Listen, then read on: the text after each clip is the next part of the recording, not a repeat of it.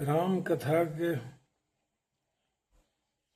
प्रेमी श्रोताओं, काव्य मंजरी 58 पर आपका हार्दिक अभिनंदन है। जो कथा चल रही है, आप जानते हैं कि कौशल्या जी से जब आज्ञा मांगने राम जी जाते हैं कि आप भी आज्ञा दीजिए, पिताजी ने मुझे वन का राज दिया है। पिता दिन मोहि कानन राजू, हाँ, पिता दिन मोहि कानन राजू, जह मोहि होए सकल बड़ काजू।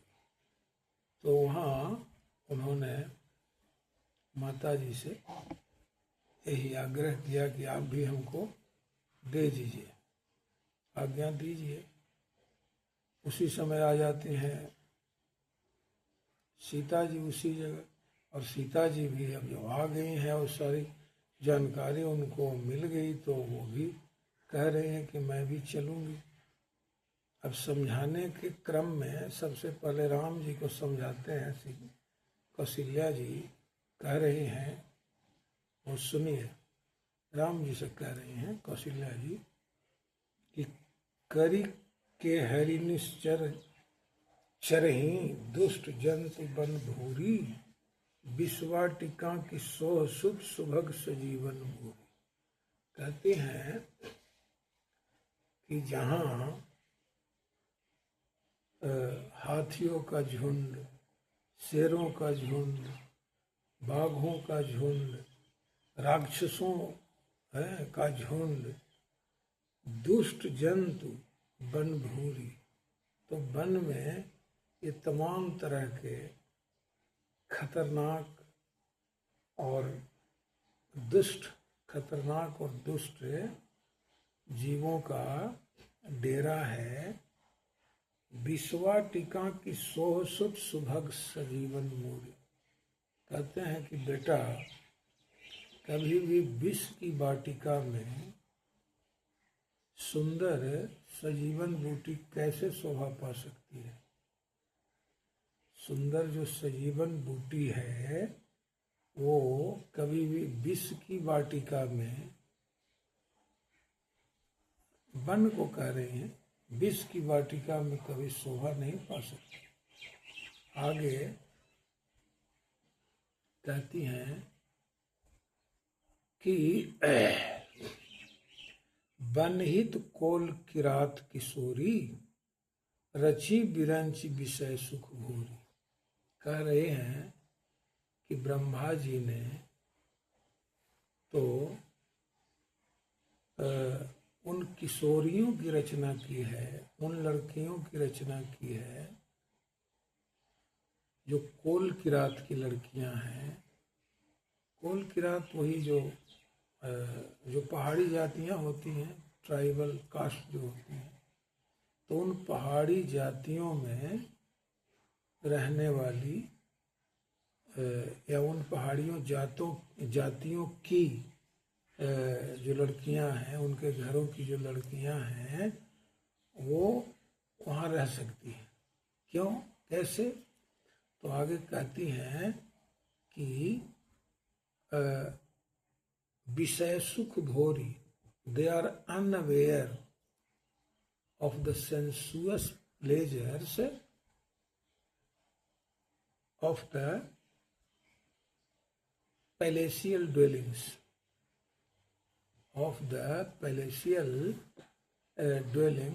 जो बड़े बड़े राजमहलों का जो जीवन है, उसमें जो सुख भोग है उससे वो बिल्कुल अनभिज्ञ हैं, नहीं जानती हैं कि राजमहलों में किस तरह का सुख है, जो ये है सुविधा है, वो नहीं जानती है। जैसे अब मान लीजिए कि कोई भी आदमी शहर के एसी में रहता है और उसको आप किसानों के खेत बधार में गमछा बिछाकर सोने कहिएगा तो कैसे सो पाएगा। या फिर गमछा बिछाकर खेत बधार में सोने वाला जो मजदूर किसान है, उसको अगर शहर के किसी अपार्टमेंट में एसी में सोने कहिएगा तो नहीं सो पाएगा, रहने कहिएगा नहीं रह पाएगा। तो वो कहने का मतलब ये है कि जो जिस तरह से हैबिचुएटेड होता है, अभ्यस्त होता है, जो जिस तरह का अभ्यास किया रहता है पूरे शरीर में हम लोग जाड़े के दिन में ऊनी कपड़ा पहन लेते हैं पूरे शरीर, यहाँ तक कि वो पूरे कान में मफलर बांध लेते हैं, माथे में टोपी लगा लेते हैं, मुंह में भी वो जो ये होता है समझिए मास्क वगैरह लगा लेते हैं, लेकिन आँख पर कुछ नहीं बांधते। आँख पर तो कुछ नहीं बांधते, आँखों को भी तो ठंडी लगती होगी, लेकिन इसलिए नहीं बांधते कि बचपन से ही जो आँख है, आपकी जो आँखें हैं, बचपन से ही वो अभ्यस्त हैं। नंगी आँखें लोग कहता है, नेकेड आइज, बेयर आइज। तो हमारी जो आँखें हैं वो बचपन से ही नंगी रहने के लिए अभ्यस्त है, इसलिए उनको ठंडी नहीं लगती और न उनको गर्मी लगती। मुंह में पूरा लू चलती है तो पूरा गमछा लपेट कर चलते हैं, लेकिन आँखों तो लू भी नहीं लगती, आँखों को ठंडी भी नहीं लगती, क्योंकि वो अभ्यस्त रहती है बचपन से ही आँखें। इसीलिए जो जिस तरह के जीवन के लिए अभ्यस्त है वो उसको कोई दिक्कत नहीं है। कहते हैं पाहन कृमिजिमि कठिन स्वभाव और तिन्हि कलेश न कानन काऊ।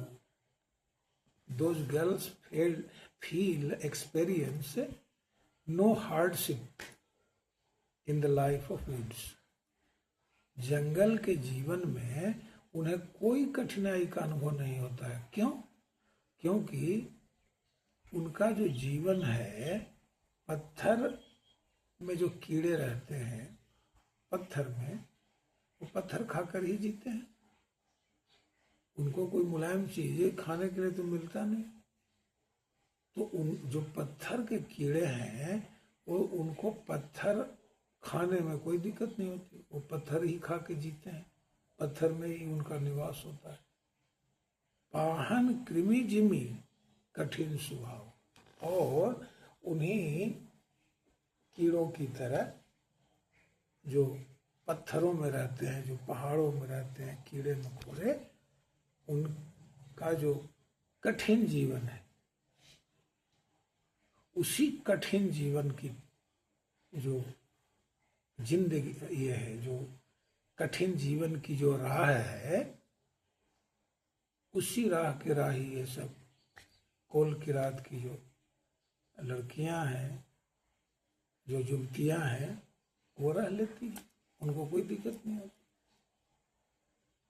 ऐसे हम लोग देखते भी हैं कि जंगलों में जो लड़कियां होती हैं वो ये लकड़ी काट कर माथे पर पूरा लाद कर लेकर चलती है, उनको कोई दिक्कत नहीं होती। जाड़े में उनके कपड़े भी कम रहते हैं, कोई ना उलन शॉल रहता है, ना तो उलन कोई ये पोशाक रहती है, फिर भी जी लेती है। तो जो जिस तरह की जिंदगी का अभ्यस्त रहता है वो उसी तरह से जी लेता है। गांव में आदमी अब तो लगने लगा है गांव में भी, लेकिन गांव में एसी की परंपरा पहले नहीं थी। अब तो लोग गांव में भी अच्छा मकान बना ले रहा है, एसी ले रहा है, लेकिन गांव में कहाँ कोई एसी में रहता नहीं था। गांव की जिंदगी गजब की थी। हाँ, शहरों में थोड़ी बहुत ऐसी सुविधाएं थी। आगे कहती हैं कि कैता पस तिय कानन जोगु। कहती हैं कि एक तो वो लोग हैं जो कोल किरात की जो लड़कियां हैं, कोल किरात की जो लड़कियां हैं वो रह लेती हैं, और फिर दूसरा क्लास जो है, दूसरा वर्ग किनका है, तो तापस्तीय, जो तपस्वियों की महिलाएं हैं, तपस्वियों की जो स्त्रियां हैं, उनकी, हाँ, जो हर्मिट वीमेन है, फिर उनकी जिंदगी भी उसी तरह की रहती है। और वो क्यों ऐसी रहती है उनकी जिंदगी? तो अब सोचिए, कहती हैं जिन्ह तप हेतु तजा सब भोग, who have renounced all the pleasure giving, all the pleasure giving means, all the pleasure giving means, measures, जो सुख देने वाले जितने साधन हैं उनको उन्होंने छोड़ दिया है। क्यों छोड़ दिया है?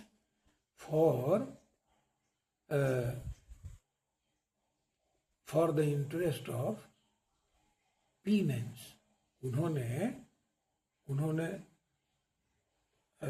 प्रायश्चित के लिए, फॉर द सेक ऑफ पीनेंस, वो प्रायश्चित के लिए उन्होंने छोड़ दिया है। जितने तरह के सेंसुअस प्लेजर्स है उसको उन्होंने इसलिए छोड़ दिया है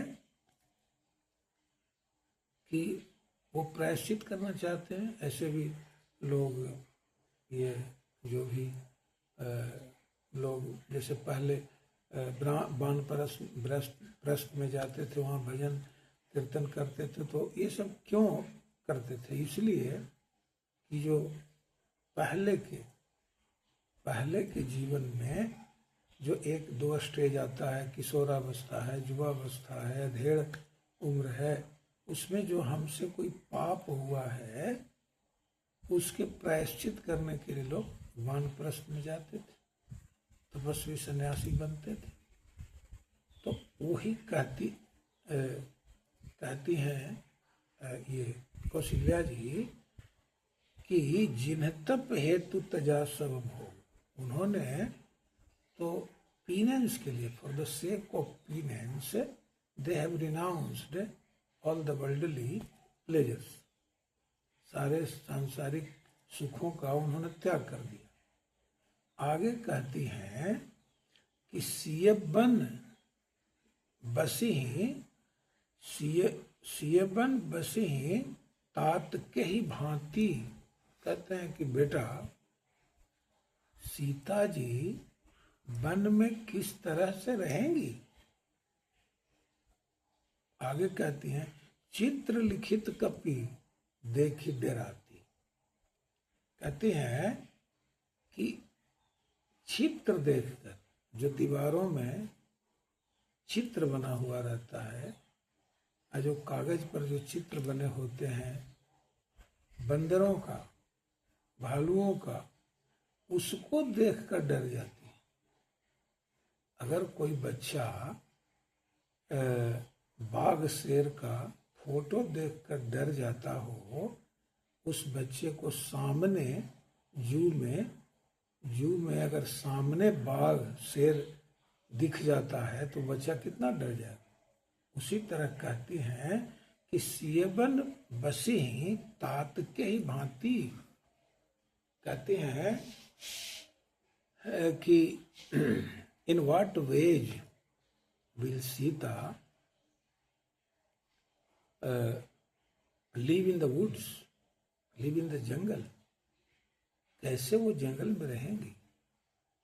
जो who gets frightened at the sight of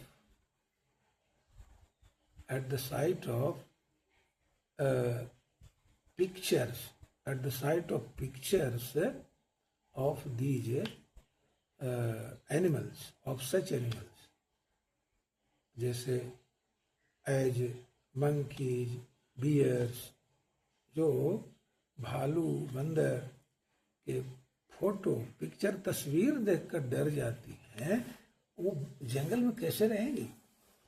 आगे कहती हैं कि सुरसर सुभग बनजबन चारी डावर जोग की हंस कुमारी। कहती हैं कि देव सरोवर के कमल वन में सुर सर सुभग बनजबन चारी। कमल वन में, देव सरोवर के कमल वन में विचरण करने वाली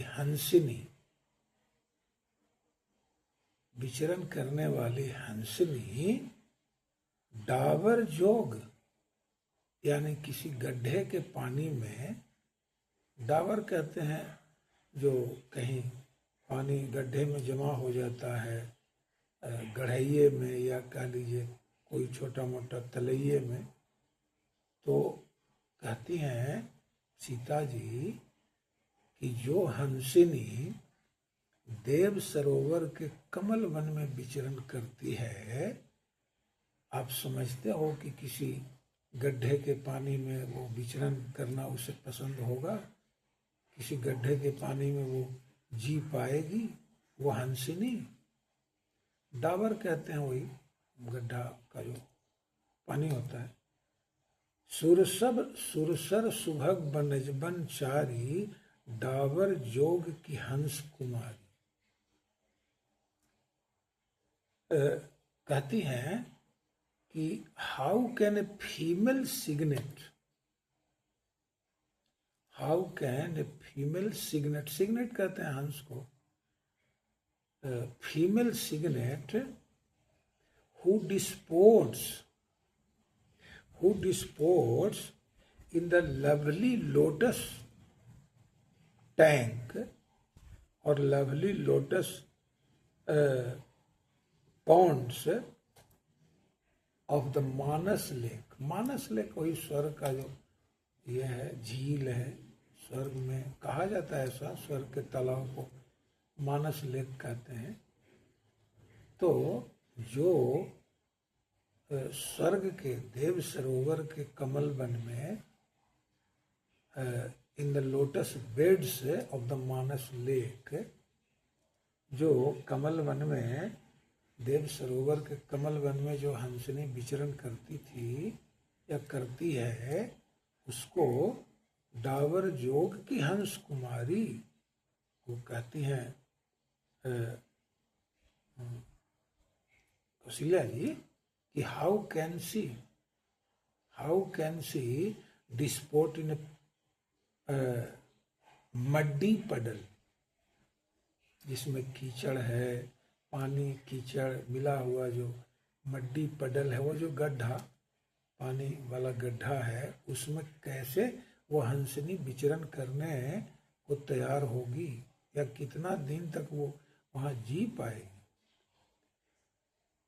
आगे कहते हैं कि मैं सिख देऊं, कहती अस विचारी जस आयस होई, मैं सिख देऊं जानकी सोई। कह रही हैं कि बेटा तुम जैसा आदेश करो, पहले सोच लो, अस विचारी, ponder this, think about this matter, whatever I am telling you, asvichari, ponder this, think over this intensively,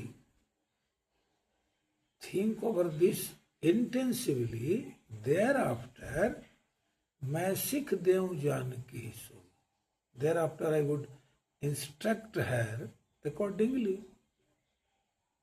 जो जैसा तू कहोगे वैसे ही सीख। I will give instructions. I will give her instructions how to live there. अगर ले जाते हो तो फिर उनको हम उस तरह की सीख देंगे कि वहां कैसे रहना है।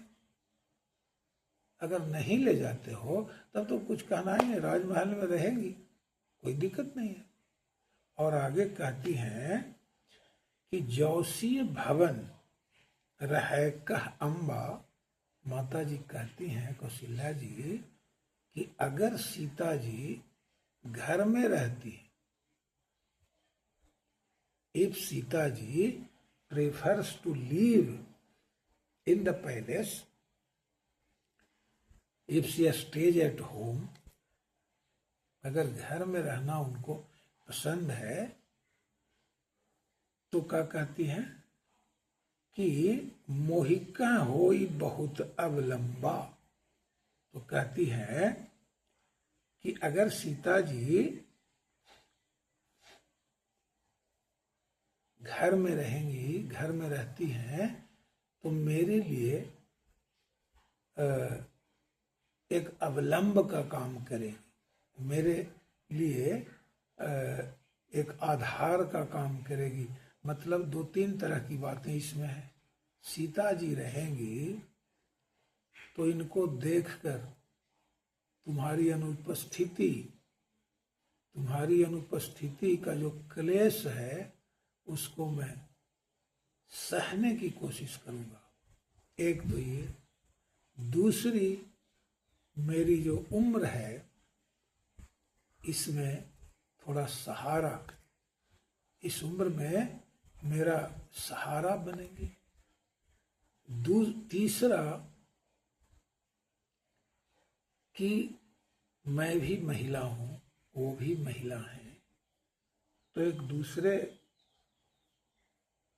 की जो परेशानी होगी मैं समझूंगी, उनकी परेशानी वो समझेंगी, मेरी परेशानी। वहाँ अकेली एक महिला रहेंगी तो कैसे रह पाएंगी। तो कहती हैं कि जौसी भवन रहें कह अम्बा, कह रही हैं कौशल्या जी कि मोहिका होई बहुत अवलंबा। मेरे लिए she will prove to be a great solace to me, मेरे लिए बड़ा ही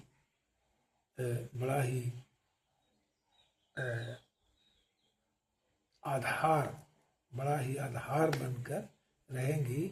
आई may be a dependent of hers, मैं उनके ऊपर आश्रित रहूंगी अगर मेरी सीता जी मेरे साथ रहती हैं। आगे क्या कहती हैं, तो कहती हैं कि सुनि रघुवीर मातु प्रिय वाणी, शील स्नेह सुधा जनुसानी। तो कहते हैं सुनि रघुवीर मातु प्रिय वाणी, hearing the sweet speech of Kausalya, sweet speech of her mother, क्या कहती ये शील स्नेह सुधाजनुसानी,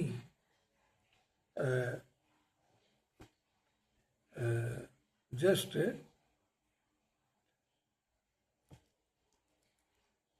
कहती हैं ये जब सीता जी कहती हैं तो अब तुलसीदास कह रहे हैं, तुलसीदास क्या कह रही हैं, तुलसीदास कह रहे हैं कि सुनि रघुवीर मातु प्रिय वाणी, शील स्नेह सुधा जनुसानी।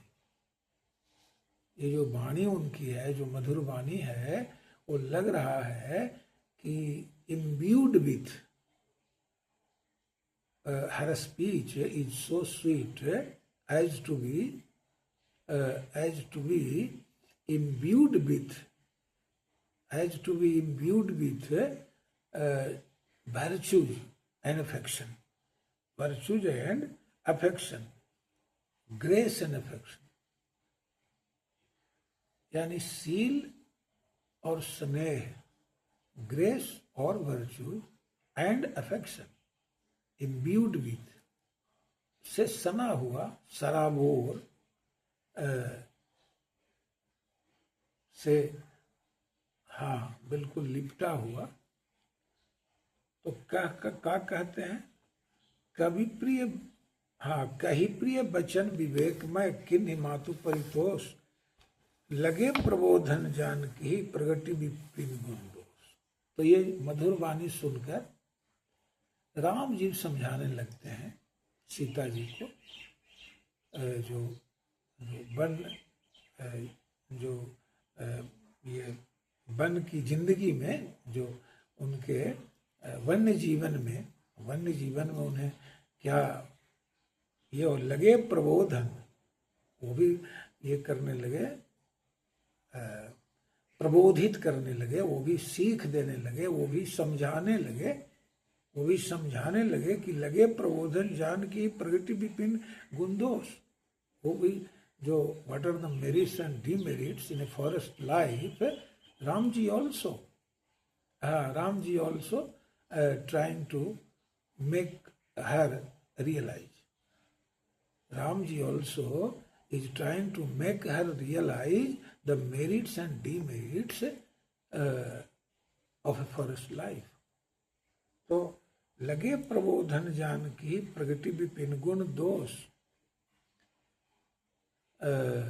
तो राम जी भी समझाने लगते हैं उनको कि क्या वहाँ दुख होगा, क्या तकलीफ होगी, कैसे जीना होगा, कैसे वहाँ किस तरह की परेशानी होगी, जहाँ न घर है न द्वार है, कहाँ रहना होगा, क्या कपड़े हैं, कहाँ से कपड़े आएंगे, कहाँ से खाने के लिए अन्न जल, कहाँ से इस तरह की परेशानी महिला के साथ ज़्यादा होती है। क्योंकि पुरुष जो होता है वो तो गांव में देखिए, चाहे कहीं भी, जब तक आदमी की शादी नहीं होती है तब तक वो लोटा लेके निकल जाता है बाहर, उधर ही नदी तालाब में वो नित्य क्रिया से निवृत्त होता है, वहीं दातून कर लेता है और नहा धोकर आता है, कोई दिक्कत नहीं। लेकिन जैसे ही शादी हो जाती है तो उसके बाद तो घर की जरूरत पड़ती है, उसके बाद वहाँ बाथरूम की जरूरत पड़ती है, उसके बाद बहुत तरह की समस्याएं हैं। तो एक महिला के लिए तो बहुत तरह की समस्याएं हैं ना। पुरुष तो जी लेगा, पुरुष के लिए तो कोई बात नहीं, एक बोतल में पानी लेके सुबह सुबह निकल जाता है। तो वैसे तो महिला नहीं कर सकती ना। तो वही सब सारी परेशानियां जो है, नित्य जीवन की जो परेशानियां हैं, वो सारी परेशानियों के बारे में राम जी ये करते हैं, समझाने की कोशिश करते हैं। आज यहीं तक कथा का समापन होता है और फिर आगे इसके बाद जो कथा है उसको आगे बढ़ाऊंगा। धन्यवाद।